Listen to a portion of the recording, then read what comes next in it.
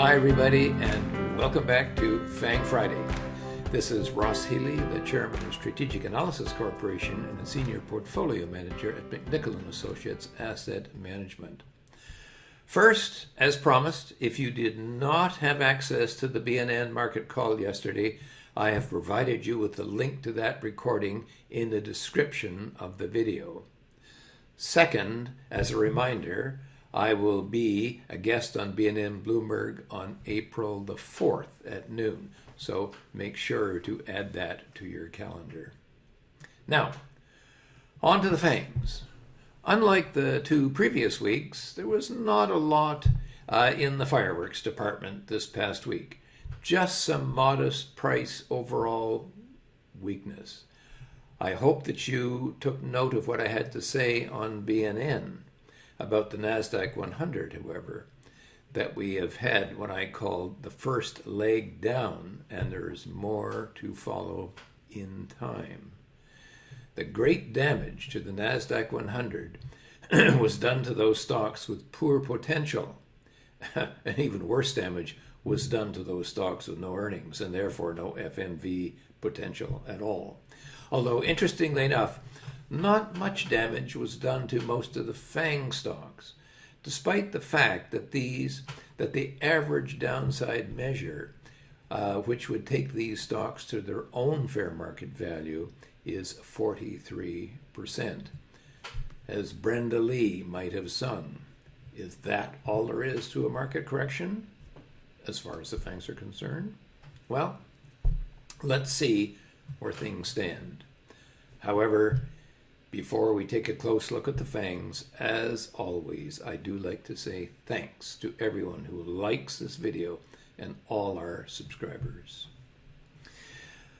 Okay, let's start off and look at Amazon. And of course, what we see here is Amazon dropping to its HB1 price, but rather more profoundly, what we also see here is that it looks very much as if the stock dropped to technical support. You see that very faint dotted line there?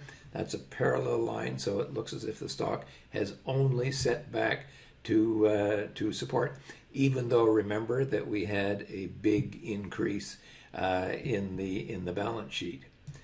So what it looks like very, very much to me is if the market almost got wind of it, sort of knew where the new HB1 price was, and it hit there, it held beautifully before it bounced. Where it goes from here, of course, a different question altogether.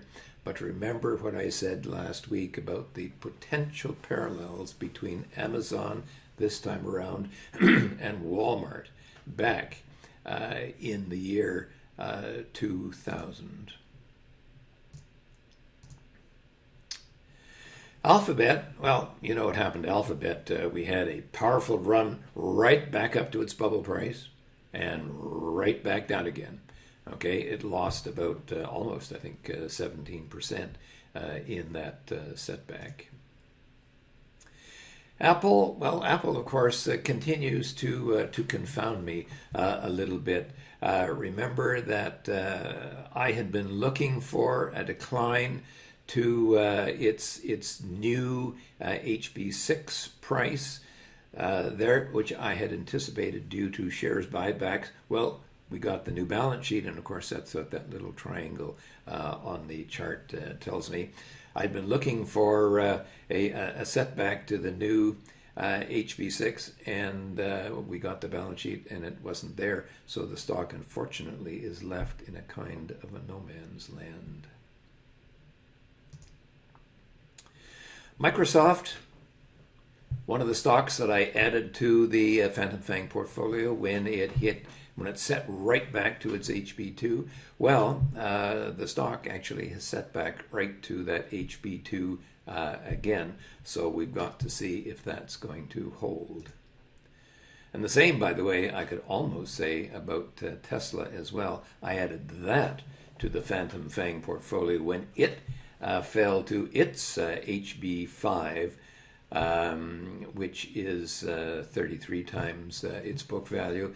So far, it's been holding, but it's just been sitting right there, just above good technical support. Netflix, again, the same story. Actually, we got a little dip below the break point. Then we had a heck of a very, very fast rally because, of course, of that enormous decline, that enormous gap, which I think the market tried to close, but unsuccessfully. And the stock right now has pulled right back dead today at its HB1, which is 9.5 times book value. NVIDIA, same story. Again, a decline actually to and below its HB4, which is 20 times its book value. Has had a nice rally, but it's pulled back, and today it's very, very close to its HB4 as well. Finally, Meta, or the old Facebook, well, that also dropped right down to its low super growth price. That's 4.5 times book value. But unlike the other stocks which have held at support, Meta has slipped below the waves, as it were. And I would anticipate, as by the way, I've been anticipating for some time, that we are likely to see a setback to its super growth price.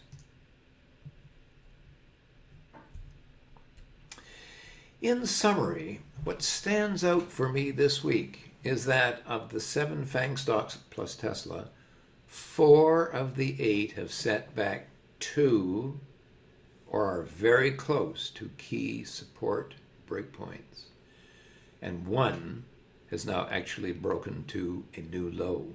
So Microsoft, NVIDIA, Netflix, and Tesla are all sitting at or just marginally above key support levels, and Meta, no surprise I would hope, is now breaking to new low ground. Either this is a good time to be doing some buying, or things are about to get uglier in the FANG department. Of the 3 stocks which are not at critical issue today, we saw Alphabet leap back to powerful resistance at its bubble price, 7.4 times book, and a setback smartly. It's far too early to take any action here, and I would still not own these shares for anyone who choose to follow the SVA methodology. Apple, as I said, is a conundrum. Now that we have their updated balance sheet and we can see that the company did not buy much, if any, stock in the past quarter, as I think the market had anticipated would happen, it is clear that the shares are in a no man's land. There's about a 16% upside to their HB6 breakpoint, that's 33 times book value, and roughly a 10% downside risk to their HB5 breakpoint, that's 26 times book value. Not quite a 2-to-1 upside-downside risk-reward ratio. I must admit that when I add in the fact that the fair market value measure for Apple is 49% below the current price, objectively, the shares do not sound like much of a bargain, do they? I left this stock in my Phantom FANG portfolio in anticipation of a favorable balance sheet outcome, which I did not get. With trepidation, I will leave the shares in for now. This leaves Amazon as the surprise that I hope will keep on giving. That HB10 low, 12 times book, has been broken, no question. But the question is, now what? There is little question in my own mind that, as I showed you in detail last week, Amazon could be the Walmart of the 2000 to 2004 era and simply have a long, drawn-out valuation correction in price-to-book terms, without the severe price correction that its current fair market value target would suggest. That is to say, a potential decline of 69%. It's happened before, as I showed you with Walmart, but I will be watching carefully every step of the way.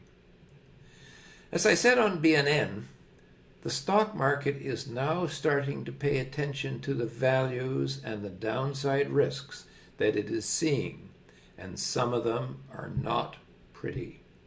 Some stocks have already paid a steep price for the excessive optimism accorded to them prior to the peak of the NASDAQ last October through early January. But all too many of them have not fallen nearly far enough to warrant holding out much, if any, optimism for an impending bottom. You know, there are two ways that we earn our fees for SVA service. One is to find stocks to buy.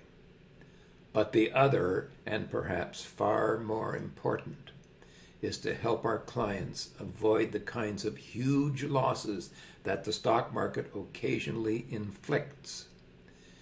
If you'd like to see where your own stocks are sitting in order to assess the riskiness of your portfolio, email us at info@strategicanalysis.ca, and let's see if SVA can help you out of trouble and to make you money as well. For now, this has been Ross Healy, the chairman of Strategic Analysis Corporation and a senior portfolio manager at McNichol & Associates Asset Management, reminding you to tune in next week. I'll see you next Friday.